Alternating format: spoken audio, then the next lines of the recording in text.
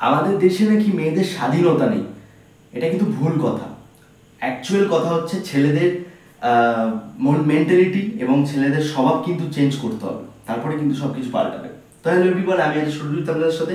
So আজকে এমন একটি ঘটনা নিয়ে চলে এসেছি, এমন একটি সত্য ভয়েস, যে অভয়ার সাথে, যে মেয়েটির সাথে যে ঘটনাটি ঘটেছে, আপনারা জানেন আরজি কর মেডিকেলের যে ঘটনাটা এখন ভাইরাল বর্তমানে, এবং বর্তমানে যেটা চলছে, তো সেটারই আজকে এমন ভাইরাল কিছু অডিও নিয়ে এসেছি আমি, সেটা শুনলে, এবং এটা সত্য কথা একটি, এবং এটা সত্য যাচাই আজকে আমি আপনাদেরকে করাবো। এবং ভিডিওটা যে আমি নিজে আজকে একটা অডিও ক্লিপ আমি আপনাদেরকে শোনাবো, আপনারা মন দিয়ে শুনবেন এবং সত্য বিচার করবেন আপনারা। এবং এই যে অডিওটা আমি শোনাবো আপনাদের, এটা কিন্তু একদম রিয়েল। মেয়েটির সাথে অভয়া, যে দিদিটি রয়েছে আমাদের থেকে বড়ই হবে, সিনিয়র, তো সে তার সাথে কি খারাপ ঘটনা ঘটেছে, কি কারা করেছে, সবটা জানতে পারবেন কিন্তু। এবং এরপর আমার যে কি হবে আমি জানি না, কারণ সত্যর পিছনে এখনকার দিনে জানেন যে কি ঘটনা ঘটতে পারে, ঠিক আছে। এরপর আমার ফেসবুক আইডি থাকবে কিনা সন্দেহ, আমি বেঁচে থাকবো কিনা সন্দেহ, আমাকে হয়তো কেউ মেরেও দিতে পারে বা কিছু হতেই পারে, না হওয়ার কিছু নেই কিন্তু এখনকার দিনে। সো আর বেশি কথা বলবো না, প্রথমে আপনারা অডিওটা প্লিজ দয়া করে শুনুন, ঠিক আছে। যে মেয়েটির সাথে যে ঘটনাটি ঘটেছে খুব খারাপ ঘটেছে, ঠিক আছে। আপনারা প্লিজ ঘটনাটা শুনুন, অডিওটা, তারপরে কিন্তু আমি কথা বলছি। আমি সোমা বলছি, সোমা মুখার্জি। এত কষ্ট হচ্ছে ভিতরে যে হসপিটালে বসে থাকতে পারছি না, আমাদের সব ডাক্তাররা সবাই খুব ডিস্টার্বড। আজকে তো ওপিডি বন্ধ রাখা হয়েছে। তোরা জানিস সমস্ত ঘটনা শুনলাম, যা যা মানে সত্যিকারের ঘটনা, যেটা আরজি করের ভিতরের যে ডাক্তার তারা তাদের বন্ধু বান্ধব মারফত এটা ছড়িয়ে মানে এসছে আমাদের কাছে। অ্যাকচুয়ালি যেটা ঘটেছে সেটা হচ্ছে, আমি শুনে তো মানে বিশ্বাস করতেও নিজেকে কেমন লাগছে রে। প্রত্যেকটা আমাদের ওয়েস্ট বেঙ্গলের প্রত্যেকটা মেডিকেল কলেজে, বিশেষ করে কলকাতার সরকারি মেডিকেল কলেজগুলোর প্রিন্সিপালরা, ডিপার্টমেন্টাল হেডরা, প্রিন্সিপালরা বিশেষ করে, তারা পাশ করানোর জন্য স্টুডেন্টদের কাছে রীতিমতো টাকা নেয়। যেসব স্টুডেন্টরা, ইন্টার্নরা, পিজিটিরা যারা ভালো করে ক্লাস করে না বা থিসিস তারা জমা দেবে, পিজিতে তো থিসিস জমা দিতে হয়, তো যারা MBBS final year final pass করবে না, সাপ্লি পাইয়ে দেবে, ইন্টার্নের কমপ্লিশন দেবে না, ইন্টার্ন হওয়ার পর কমপ্লিশন না দিলে তারা রেজিস্ট্রেশন নাম্বার পাবে না, এই সমস্ত ভয় দেখিয়ে টাকা পয়সা নেয়। সমস্ত জায়গাতেই এটা আছে। এর মধ্যে সব থেকে নিকৃষ্টের থেকেও নিকৃষ্টতম হচ্ছে সন্দীপ ঘোষ, প্রিন্সিপাল, যে তোর আমাদের কি বলে আরজি কর মেডিকেল কলেজে। সেখানে ভাব যে ওনার একটা বিশাল নেক্সাস ছিল, যাতে উনি বেশ কিছু ইন্টার্ন, হাউস স্টাফ এদেরকে দিয়ে ওই নেক্সাসটা চালাতেন। তারা ওখানে একটা সেক্স র্যাকেট চালাতো, তারা একটা ড্রাগ র্যাকেট চালাতো। ড্রাগ র্যাকেট মানে ওই যে ওটাতে বলেছে না, ড্রাগ মানে শুধু ওই হেরোইন আর ব্রাউন সুগারের ড্রাগ খাওয়া বা মদ খাওয়া নয়। ড্রাগ মানে হচ্ছে যে কম দামি, কম টাকায় যে ওষুধ পাওয়া যায়, যে ওষুধ, ওষুধ না জল ভগবান জানে, সেই ওষুধের মানে কোটি কোটি টাকায় যে টেন্ডার বেরোতো, সেই ওষুধ নিয়ে ওষুধ কোম্পানিগুলোর কাছ থেকে কোটি কোটি টাকা, সেই সমস্ত টাকার একটা বড় অংশ যেত পার্টি ফান্ডে, বুঝতেই পারছিস তাহলে। সেই জন্য পার্টির একদমই কাছের উনি, পার্টির মানে একদম খোদ মানে ওপর লেভেলের একদম আসল জায়গাকার কাছে। তো এবার উনি এই যে নেক্সাসটা চালাতেন, তাতে রীতিমতো কোন ইন্টার্নকে উনি পাশ করাবেন, কোন পিজিটিকে উনি থিসিস কমপ্লিট করাবেন, সেগুলো সব ভয় দেখিয়ে টাকা নিতেন। আর তার হয়ে কাজ করতো ওই ইন্টার্ন হাউস স্টাফের একটা পুরো বড় নেক্সাস। এবার এই মেয়েটির যে পিজিটি, মেয়েটি অত্যন্ত ভালো, সে তার থিসিসটা কমপ্লিট করাবে না বলে হুমকি দিচ্ছিল। সে এটা জানতে পেরে গিয়ে বলেছিল যে আমি এরকম কোনোভাবেই মেনে নেব না, আমি এর বিরুদ্ধে আমি যাব এবং আমি এর বিরুদ্ধে সব ফাঁস করে দেবো। তখন তাকে রীতিমতো ধমক দেওয়া হচ্ছিল। এটা চলছিল লাস্ট 6 মান্থস ধরে, 6 মাস ধরে তাকে হুমকি দেওয়া, তার প্রতি মানে বেশি বেশি প্রথমের দিকে কি করছিল, অত্যাচার করছিল। মানে কিরকম, বেশি বেশি করে নাইট ডিউটি দিচ্ছে, at a stress 36 hours duty, বেশি বেশি করে নাইট, বেশি বেশি করে খাটানো, এবং এগুলো সব জানে ডিপার্টমেন্টাল হেড, চেস্টের যে ডিপার্টমেন্টাল হেড সেও জানে, সিনিয়র পিজিটিরা সবাই জানে। প্রিন্সিপালের নির্দেশেই হচ্ছে এবং ওনার নেক্সাসের ছেলেমেয়েরাই কাজ করছে। তারা 6 মাস ধরে এটা করেছে। করার পরেও যখন ওকে আটকাতে পারেনি, তখন তখন কি করেছে, ওই দিনকে ওরা ঠিক করেছে যে দিনটাতে এই ঘটনাটা ঘটেছে, সেদিন কতখানি প্ল্যান্ড এবং গট আপ গেম দেখ। সেই দিন ওই ঘরে, ওই সেমিনার রুমে প্রত্যেক দিনই চারতলার আরো অনেকেই যারা সিনিয়র পিজিটি বা জুনিয়র পিজিটি তারা কিন্তু বিশ্রাম নিতে যেত, অনেকেই ওই ঘরে যেত।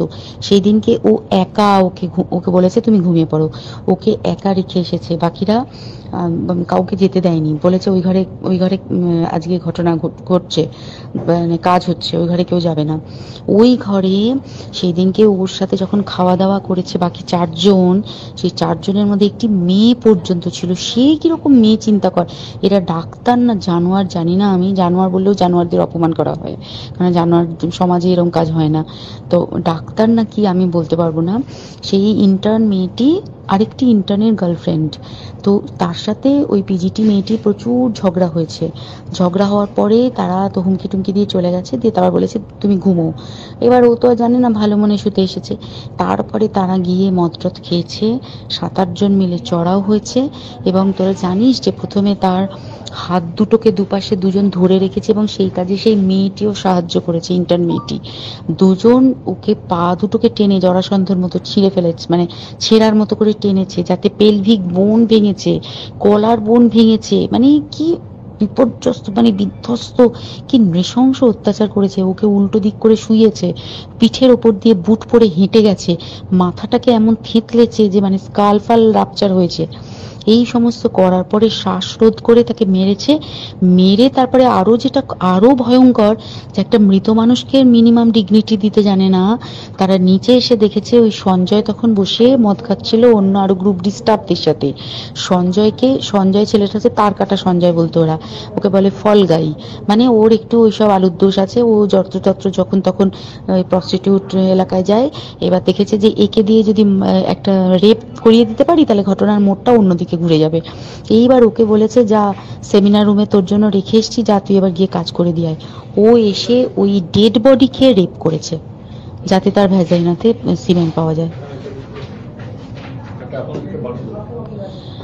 তো এবার এই হচ্ছে, প্লিজ আমি নাম করে ফেললাম সবকিছুই, কতজন আমি যে নামগুলো পাঠিয়েছি এই সব ডাক্তাররা, এরা সব জড়িত জানিস, কিন্তু কেউ কোনো প্রমাণ নেই। প্রমাণ লোপাটের জন্য সেদিনকে ওই ইন্টার্ন এবং ডাক্তাররা যে ওইখানের যে বাথরুমটাতে হাত পা ধুয়েছে, রক্ত ধুয়েছে, সেইটাকে সাত তাড়াতাড়ি প্রমাণ লোপাটের জন্য ওই দেওয়ালকে ভেঙে দিয়ে তার মানে ওই বাথরুমের জায়গাটাকেই ভাঙতে হচ্ছে ওদের, ওখানে নাকি ওরা রুম বানাবে, কালকে দেখেছিস তোরা খবরে।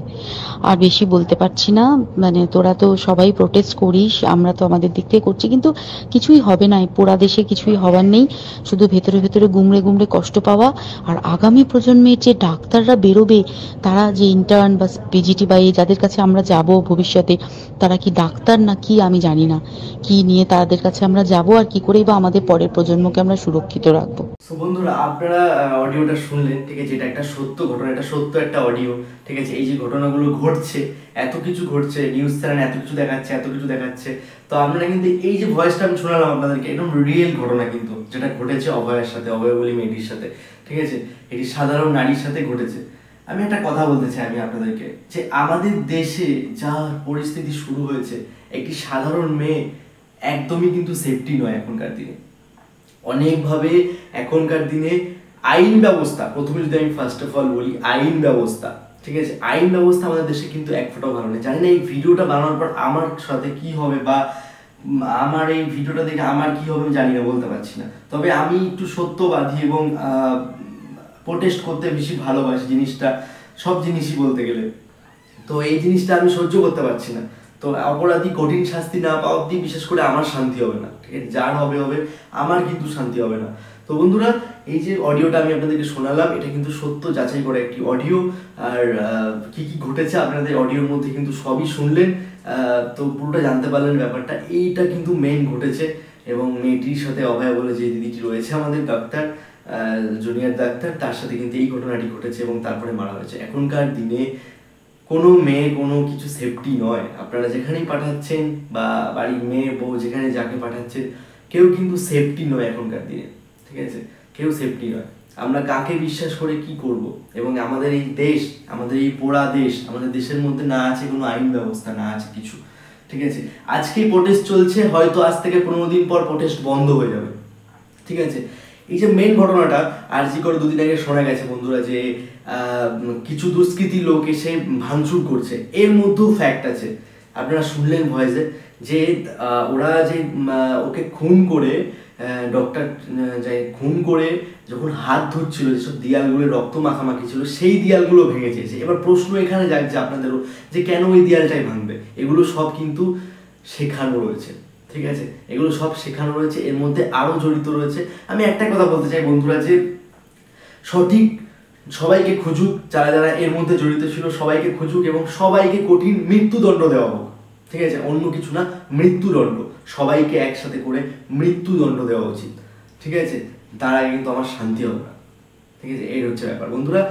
ভিডিওটা বানানোর উদ্দেশ্য হচ্ছে এটাই। আমার জানি না কী হয়, ভিডিওটা আমি সত্য যাচাই করছি, জানি না আমার এই ভিডিওটা ফেসবুক থেকে ডিলিট করে দেবে না, ফেসবুক আইডিটাই বন্ধ হয়ে যাবে, নাকি আমাকে কেউ মারবে, নাকি কেউ ধরবে, আমি জানি না। তবে ভিডিওটা বানানো আমার খুব ইম্পর্টেন্ট মনে হলো, আমি এই জন্যই বন্ধুরা বানালাম। ভিডিওটা বেশি বেশি করে কিন্তু আপনাদের শেয়ার করতে হবে এই সত্য যাচাই করার জন্য বন্ধুরা।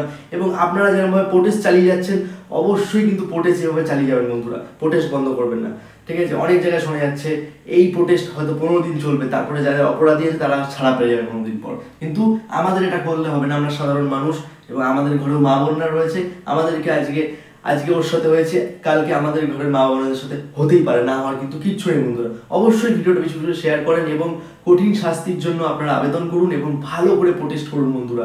কিন্তু এটাই কিন্তু একটা কঠিন কিন্তু শাস্তি পাওয়া অবশ্যই দরকার বন্ধুরা। সো ভিডিওটা ভালো লাগলে অবশ্যই লাইক কমেন্ট শেয়ার কিন্তু অবশ্যই করবেন প্লিজ। আমি আপনাকে হাত জোর করে বলছি, আর ভিডিওটা দেখছেন তাদেরকে বলছি অবশ্যই ভিডিওটা কিন্তু বেশি বেশি করে শেয়ার করেন প্লিজ প্লিজ প্লিজ। আমি সুরজিৎ আপনাদের সাথে আবার কোনো নেক্সট ভিডিও দেখা করছি। ভালো থাকবেন সবাই, সুস্থ থাকবেন, সাবধানে থাকবেন সবাই।